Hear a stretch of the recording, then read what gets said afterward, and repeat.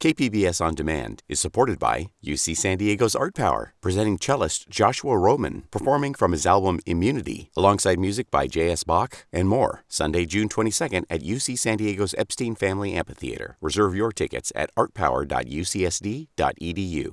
Previously on Cinema Junkie. Hey, is audio on? Yes. Hello. Hello. Okay. All right. So first off, let's talk about your book. Okay. Well, you get the idea. But to quickly recap, David Walker and I began a discussion about his new graphic novel, The Black Panther Party.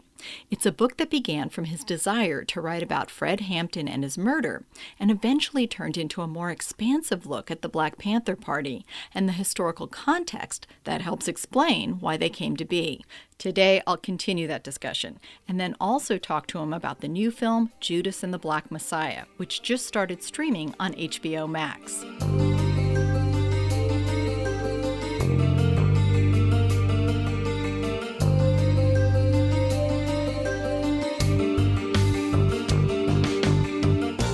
Hi, I'm Beth Accomando, and this is listener-supported KPBS Cinema Junkie podcast.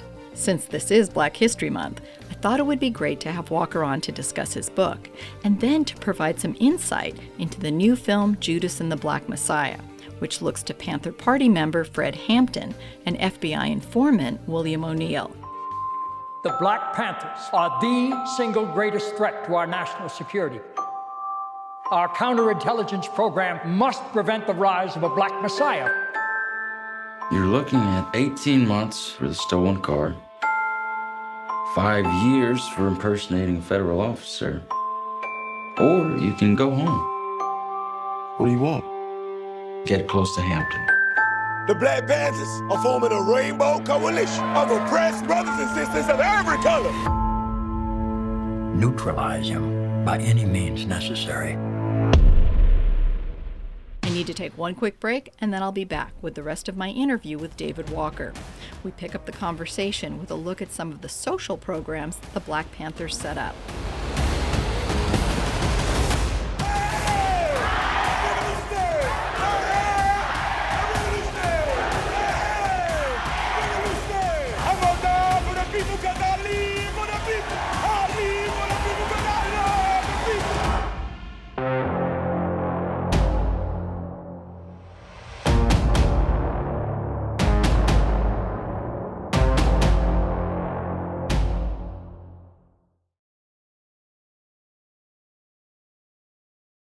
KPBS On Demand is supported by Splatero, helping homeowners pay off debt or for home improvements by offering streamlined access to your home's equity with no additional monthly payments or new debt. Splatero provides a lump sum payment in exchange for a share of your home's future value. Learn more at splatero.com.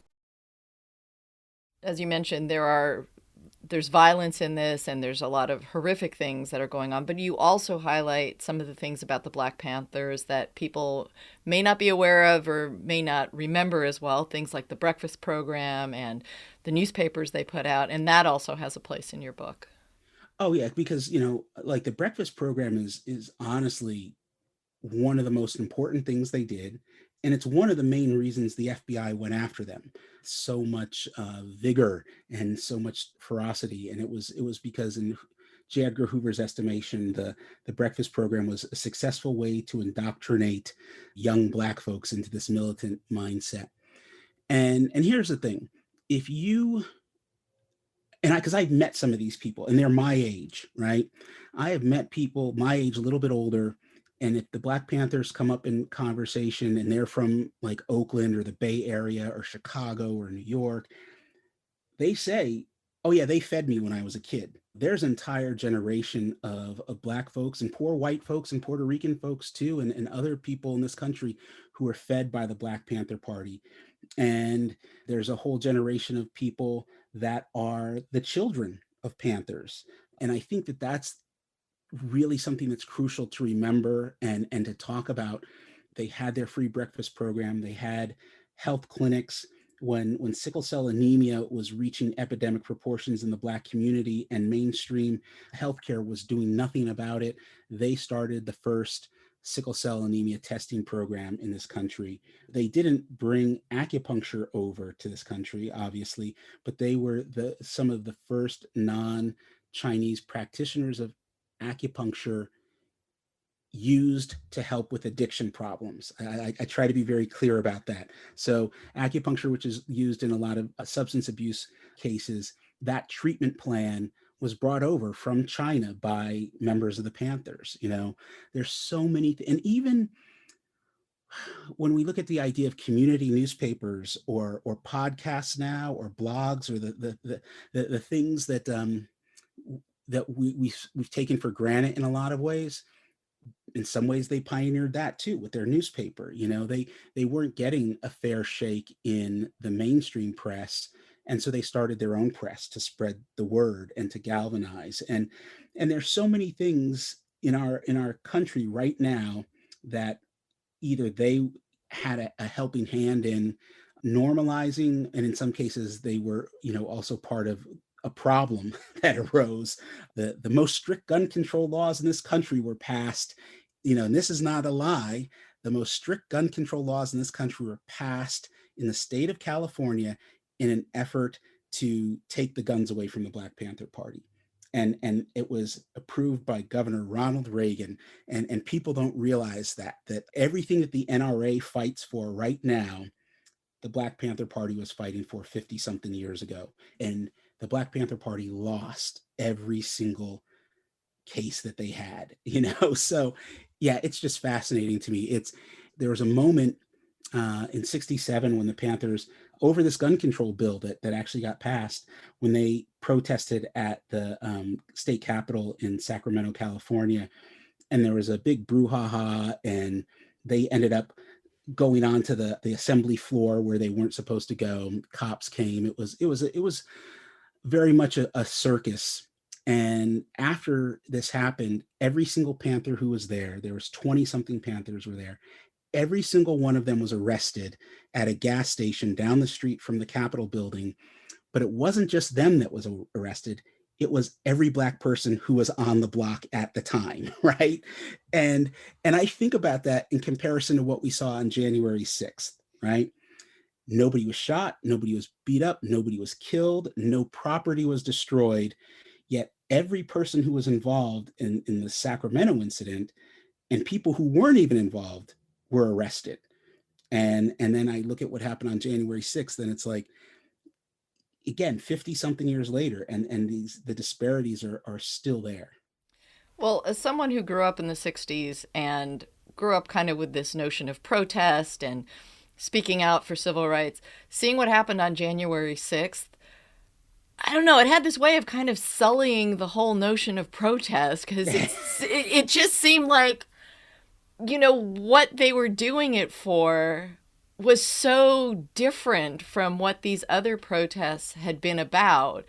And how people can try to argue that they're the same is just really troubling. And now I look at some things like, these lines like, you can kill a person, but you can't kill the revolution. And I'm thinking how they'll apply this to yeah. Oh no. And it hurts. Yeah. No, I'm with you. I've been thinking about that a lot. And here's the thing, because I'm very different than a lot of people right now. It's I see a lot of people posting on social media about, we don't want law enforcement to treat these seditionists, these insurrectionists, the same way they treat Black Lives Matter people. We just want the police to stop beating us up, right? And I'm of the mind that I'm like, yeah, no, I don't think that's a realistic goal. I don't think the cops are going to stop beating on us. So how about you beat on them too? Like if there's going to be equal opportunity, let's have there be equal opportunity. If we can't get it one way, let's get it the other. And so I know I'm not popular among some of my friends when I say that sort of stuff, but it's just how I feel at this point right now. And maybe I feel this way because I'm still so close to the research and the writing of this book. And I see things in the shade of rose-colored glasses that I wear is different than the shade that a lot of other people wear.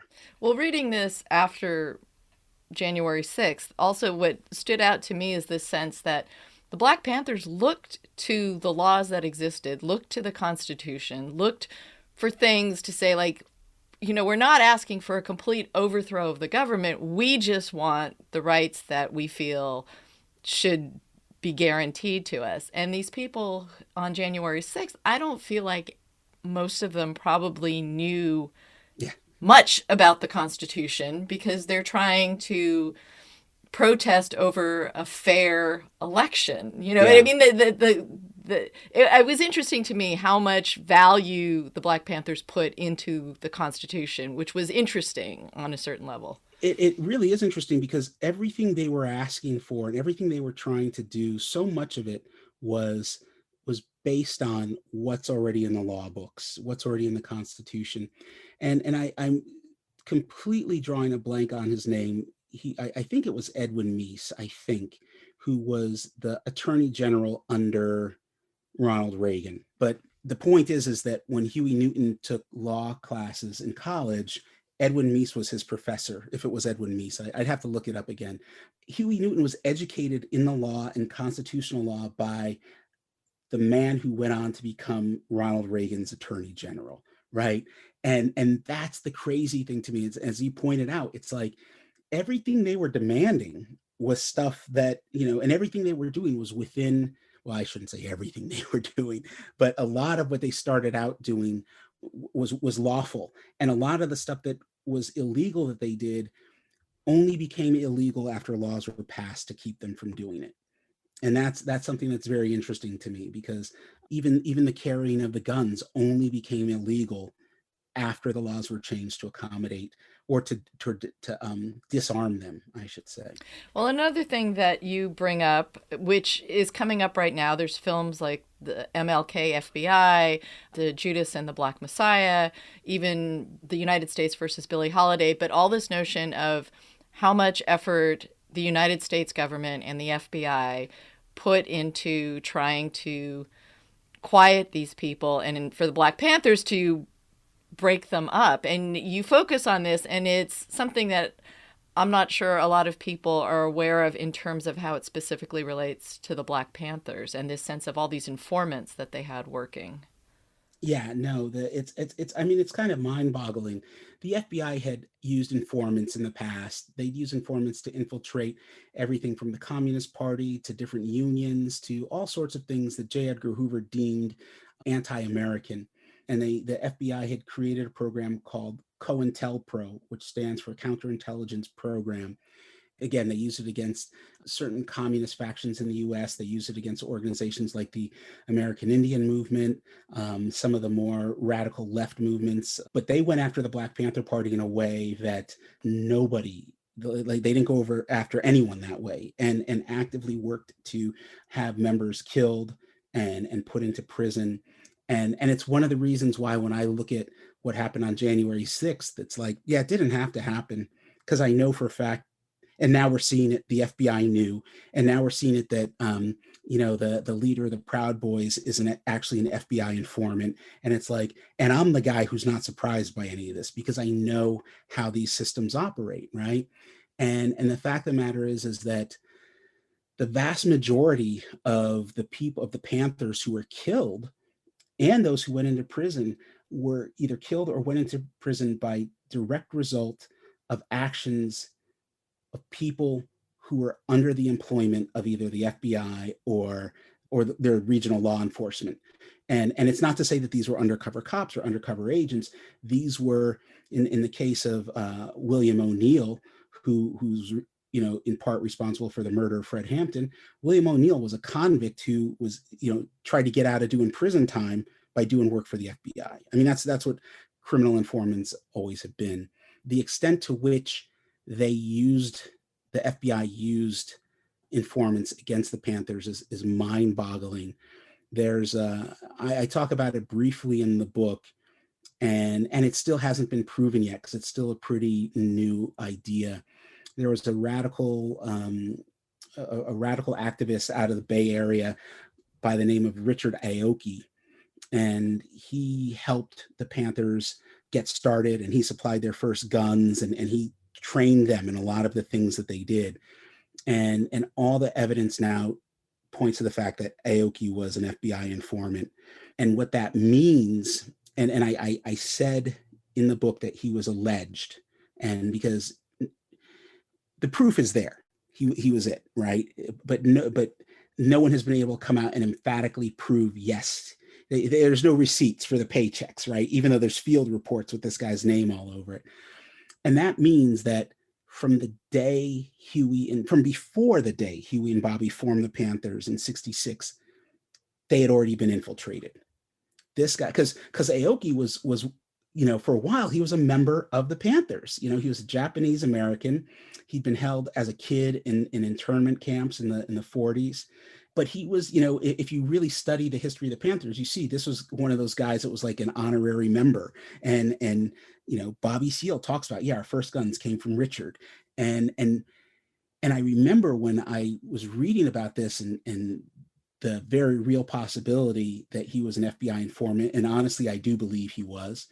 It tells you like, oh yeah, these guys were doomed from the beginning, right? These guys were doomed from the beginning because one of the people who was most helpful in them forming was a rat. And I sometimes think about the toll that took just on, it's bad enough when you find out that your friend stole money from you or cheated on you, your significant other cheated on you.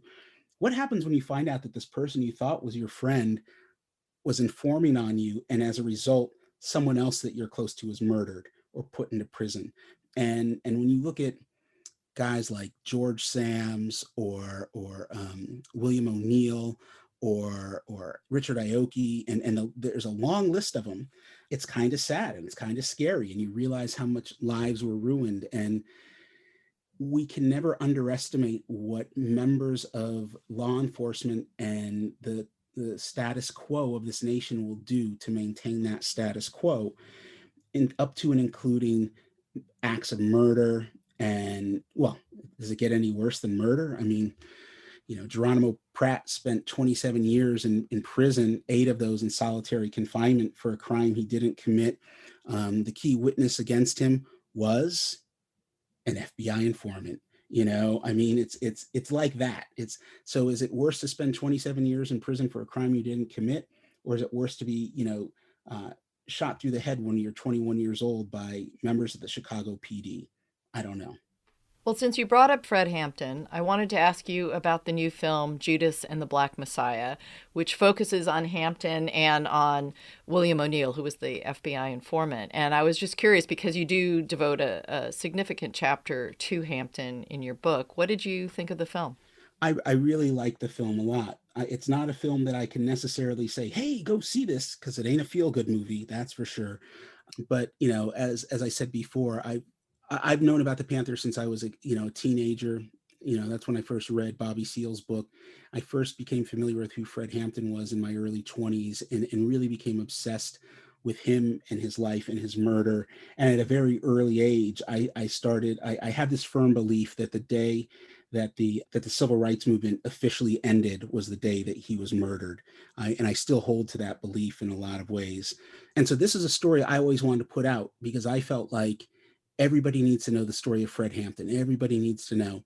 And I remember a time when there was no books about him. And the only people that seemed to know who he was either people in sort of the radical political movement or people from Chicago. And so I was, and again, even this particular book that I've written started out with my desire for it to just be about Fred Hampton. And so it was interesting watching the movie because I know some of the people involved in the production. And I went into it with a lot of hesitancy because in a lot of ways it felt like I was going to watch a movie that I'd been wanting to make for nearly 30 years. And I can say that I don't think I know I couldn't have done a better job than what they did. And knowing how film is made and knowing what it means when it says inspired by true events at the beginning of a movie, knowing all of that stuff and knowing what happened to Hampton and knowing the history of the Illinois party and the Chicago party in particular, like that movie is really accurate. That movie is more accurate than it's kind of scary how accurate it is. And so I enjoyed it and I appreciated it and I recommend it, but it's also like, I don't recommend it but I do, if that makes sense. It's the same, it's like, it ain't a feel good movie, it's although there are parts of it that I think are great. I love the relationship between Fred and Deborah Johnson, his girlfriend, the mother of their son. And I like the performances. It's not a question of violence or non-violence. It's a question of resistance to fascism or non-existence within fascism. You can murder a liberator, but you can't murder liberation. You can murder a revolutionary, but you can't murder revolution. And you can murder a freedom fighter, but you can't murder freedom. I said, hey, a revolutionary. Hey, a revolutionary. Hey, a revolutionary. Hey, a revolutionary. Let me hear the people beat. Let me hear the people beat.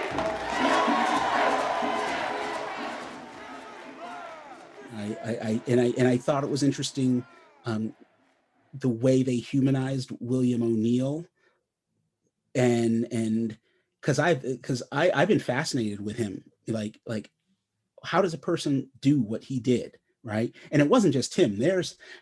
I've sort of become fascinated with the informant, the agent provocateur, and to the extent that I've thought about writing about someone like that. I mean, it says a lot that the fate that O'Neill found, which was, spoiler alert, he took his own life. He lived for a long time with the knowledge of what he did, and I think he fooled himself for a very long time about it.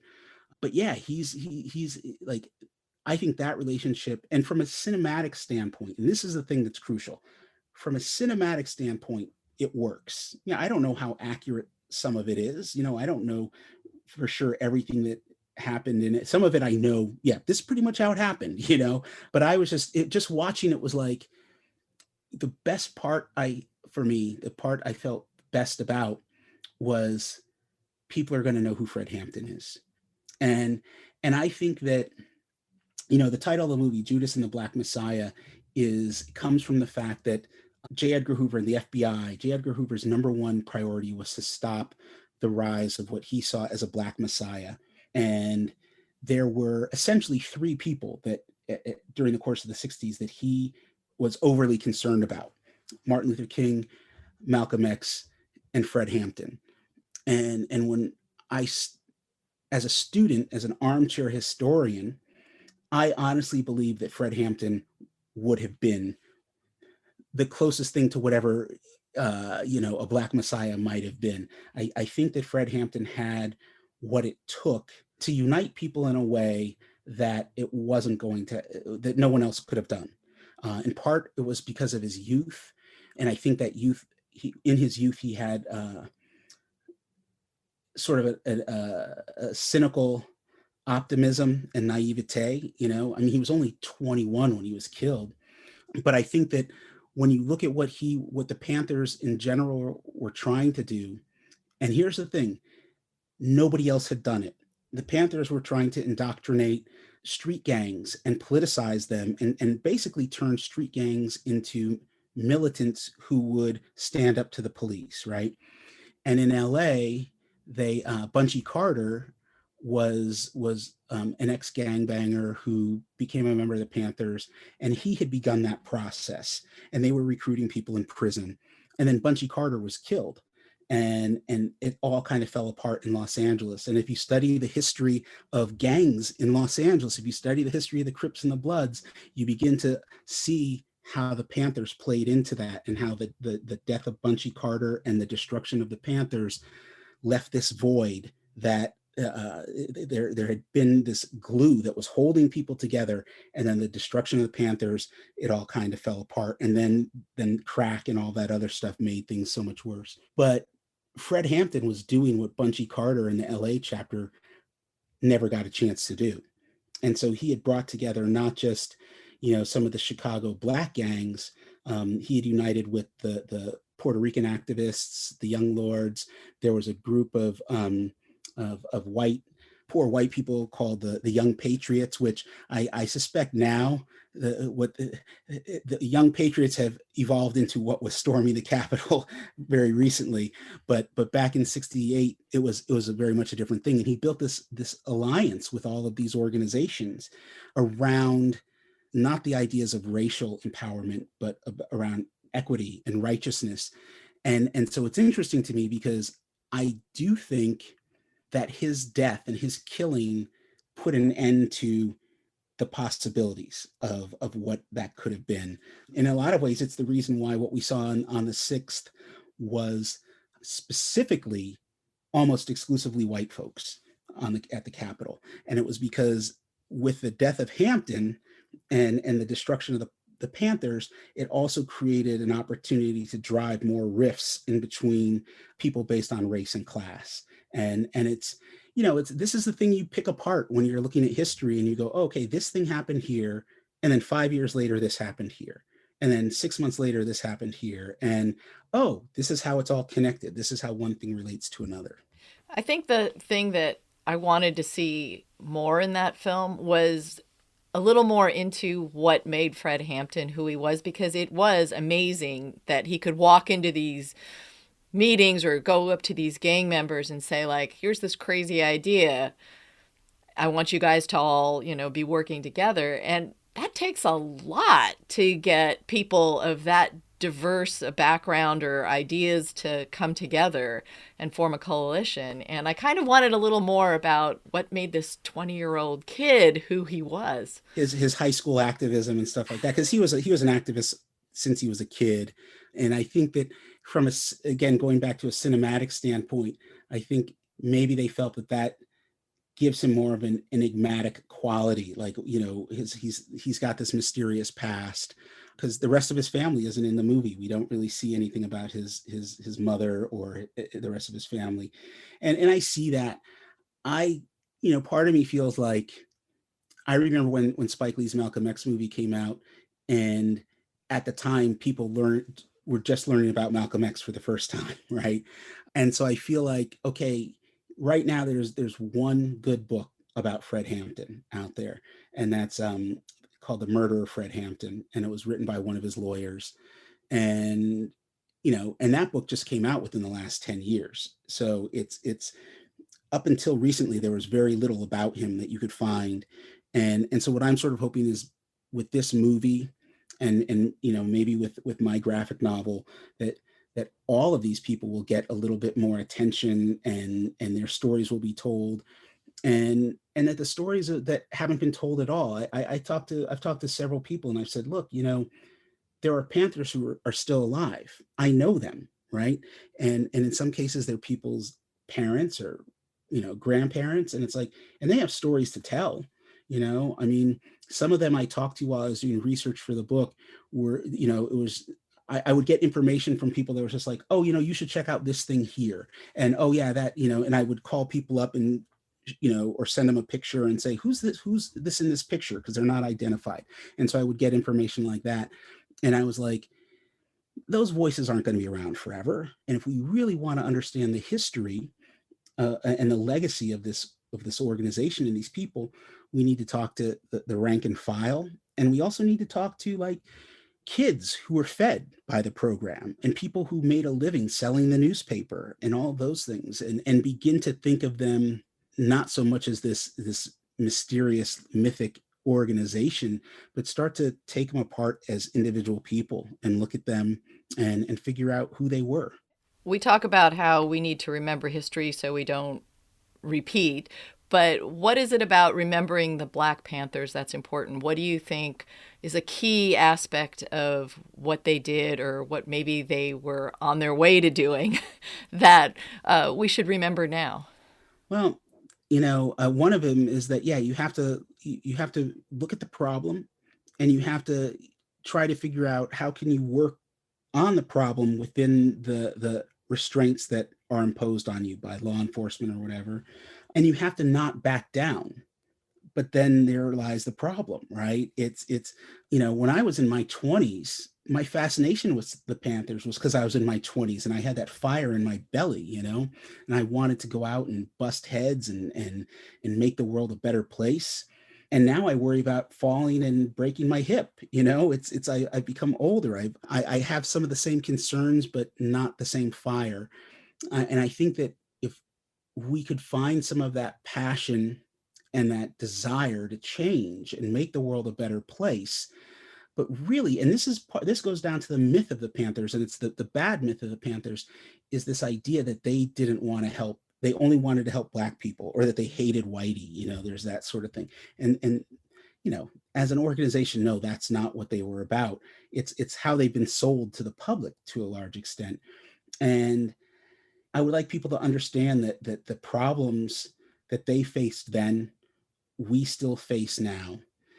And the reason we still face it now is because they, for a whole host of reasons, were not able to do anything about all of the problems that they faced. And the fact that we don't even understand them or their struggle means that we don't understand our struggle, right? If we don't understand the lengths, that's why I think that this, the movie, the Judas and the Black Messiah movie, is important. If you don't understand what law enforcement will do to stop you, if they don't agree with you, you don't even have to be breaking the law. They just don't agree with you. Watch this movie and you're going to find out, and I should rephrase this, what they will do to you if you are a person of color, because again, I have yet to hear about any of the, whether it's, any of these militia organizations or these Proud Boys, where I haven't heard anything about any of them being drugged in the night and then shot through the head, and not to say that I want that. I really don't want that, but the extreme measures that were taken against the Black Panther Party, the American Indian Movement, and other organizations, all of which were fighting for the rights of non-white people. And we see a lot of this now within the LGBTQ community, the other, the people that are fighting for the other to prove our humanity. We're treated like we're monsters, as if we're like, it's a group of werewolves and vampires that are, and that's the thing. Like, you could have a werewolves lives matter and people would probably respond to that better than they do Black lives matter. It's just, yeah. Anyway. All right. I want to thank you very much for talking about your new book. Thanks for having me on. I appreciate it. It's always good to talk to you.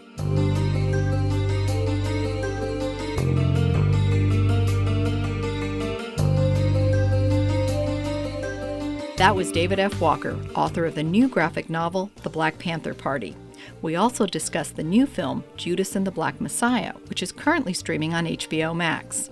I continue to celebrate Black History Month next week with Caroline Collins, as we look to a collection of films about Black people and place. Films like Eve's Bayou, Get Out, Sorry to Bother You, and Last Black Man in San Francisco. After that podcast, Cinema Junkie will be taking a brief break to retool and relaunch with something that I hope is even more addictive. During the break, we'll replay some of the most popular episodes to keep you entertained. And thank you very much for listening. So till our next Film Fix, I'm Beth Accomando, your resident cinema junkie.